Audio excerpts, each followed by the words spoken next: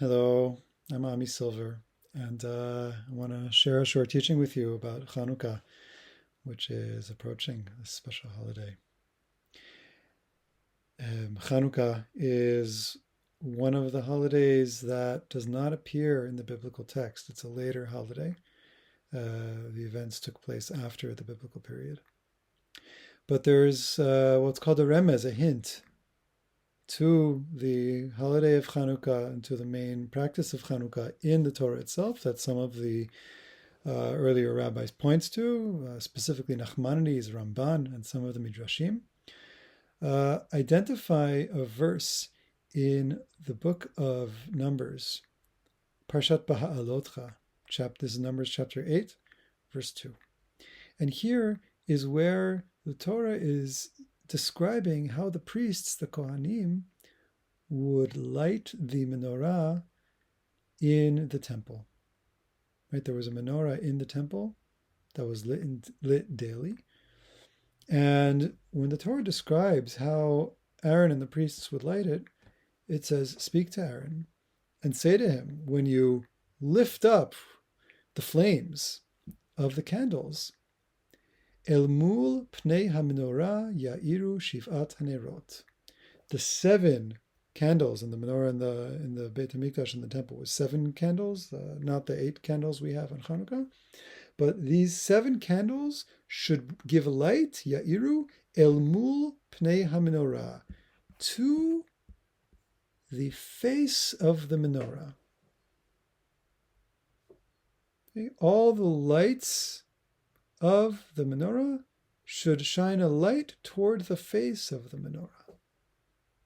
This is what Aaron needs to make sure is happening when he is kindling the flames.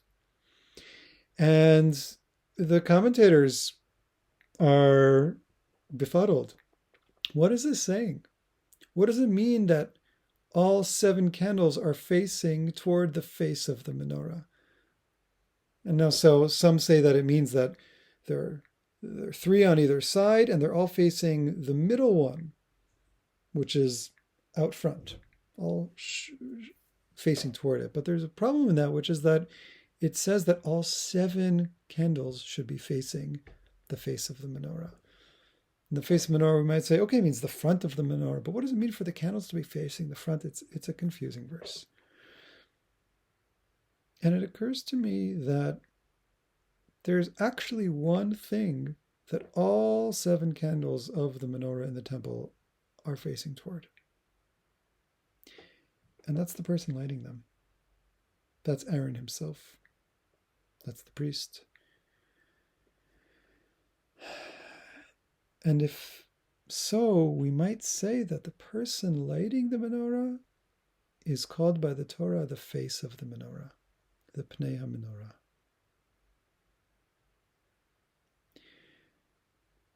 And what I take that to mean is that the light of the menorah is not merely meant to just be out there somewhere, make sure that there's a candle that's lit, but that it's in essence relational. That in a sense, the light of the menorah only has a face to it when we turn toward it, when we kindle it, or when we bring our attention toward it. The mystical teachings speak of the light of Chanukah as being a revelation of, an uncovering of what's called the hidden light, the Or HaGanuz, the hidden light of creation. That in the very beginning of creation, the Torah says that the Creator, God creates light, God sees that light, Vayar et ha'or ki tov, sees that it's good. And the rabbis say, God sees that it's good to hide. And that on Chanukah we get access to that hidden light. But even in that, in the act of creation, we see it with light and we see it with every other thing in creation. The Torah tells us specifically that God sees it. That in a sense, things don't have their place until they are seen, until they are related to. And on Chanukah, where we are, in a sense, transplanting the menorah of the temple into the temple of our homes. What this light is reminding us and inviting us back into is to open ourselves to what is before us, to face it, and in doing so, to give it a face. We bring that light to life by bringing our attention toward it. And this is something that I believe spreads throughout the holiday of Chanukah, in the sense that it's also an 8-day holiday that's not at all a Yom Tov. It's not at all, it doesn't include any of the regular festival restrictions or changes. You don't change anything in your day on Chanukah. You don't refrain from anything. All you do is you make sure that when it gets dark out, you light a little candle and you give it some space, you give it a face, you give it some attention. And in a sense, what that is encouraging us toward, and this is also what the hidden light of creation is in some sense about, is that we can give a face, we can relate to everything in our world. We don't need to refrain from things, restrict ourselves in order to encounter holiness, in order to encounter the sacredness of creation. All we need to do is maybe take a moment and turn toward it. And then all of a sudden, it has a face. All of a sudden, in Martin Buber's language, it shifts from being an I-it to an I-thou. All of a sudden, there's a face-to-face relationship, a relational experience between us and our world, us and our lives, us and whoever or whatever we are turning ourselves toward. And in turning ourselves toward, we actually bring to life that which is before us. We bring out its face. We light up its face. And on Chanukah, part of the beauty of it is it can be in the smallest, most mundane things. Like it includes all of a regular old Tuesday. This whole day is saturated in the light of Chanukah. What changes when I walk around the world, when I move through life, turning toward what's here with that kind of cherishing that I light my Chanukiah. When I turn toward it, when I light my menorah, and I receive its light, but I also give space to its light. What changes for me when I do that to what is around me, to what is within me, to who is with me? Really let their face come out. And so that's a general theme of the holiday. And I want to just bring a brief taste of one way we can bring this into our own practice here with you, which is just a brief practice of exploring what's here present inside of us by turning toward it and letting its face reveal itself to us.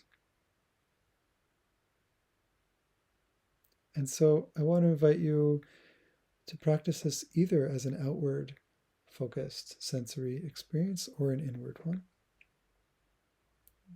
And with the time we'll have, we'll start outward and we'll come inward. And it'll be brief, but a taste and something that you can develop in the way that feels right to you. So I want to begin by inviting you to take in your surroundings, just in the way that feels natural and comfortable. And as you take in your surroundings, it could be visually, it could be through sound, it could be through sensation, to let yourself feel the quality of this space right now.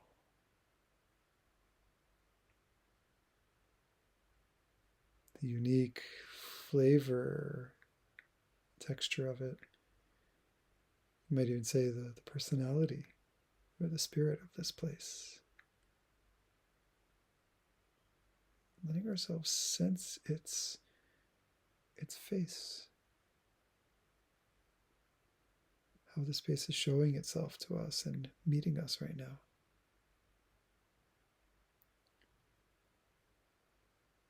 Letting it fully come to life in its isness.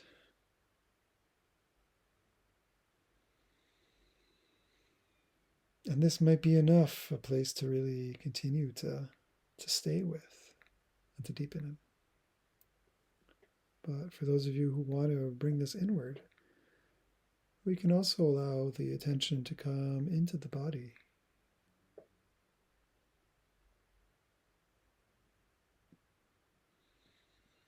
Beginning to notice the sensations that are here, to sense the state and energy that's in the body right now.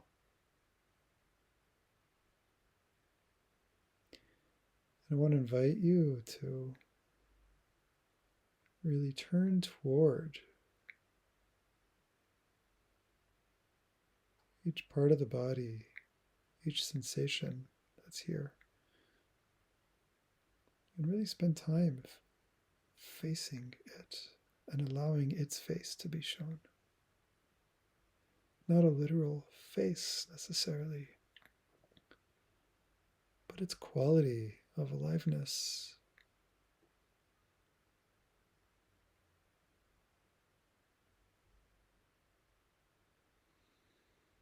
The unique flavor and experience of each sensation.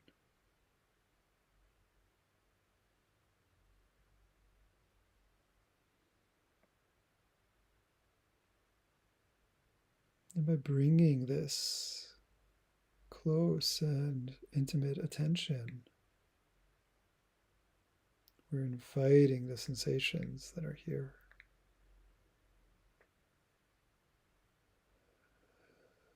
to show themselves and be felt as fully as they are seeking to.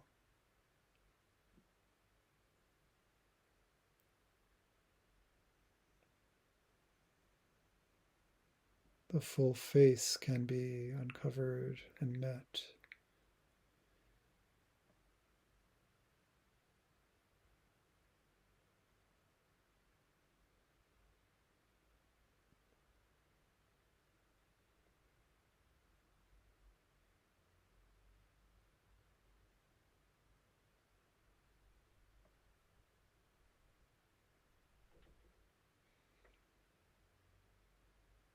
And sensing this symbiotic relationship of being ourselves the Pnei HaMenorah, the face of the menorah, the face of that which we are bringing our attention toward. The more our experience is given the space to be fully felt and show itself and seen, the more our own being is fully uncovered, fleshed out, brought to the surface, given a face. And so just inviting us to a few more moments of really holding our experience in these moments with a cherishing.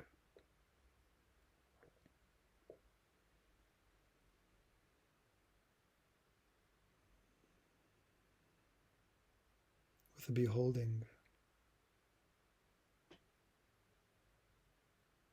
An appreciation.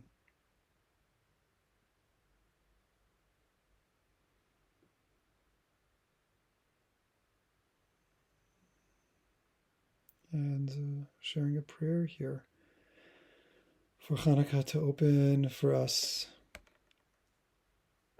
channels of awareness, of relationship, of connection, of bringing out the light of the face in our own faces and the faces around us. Happy Chanukah, everybody.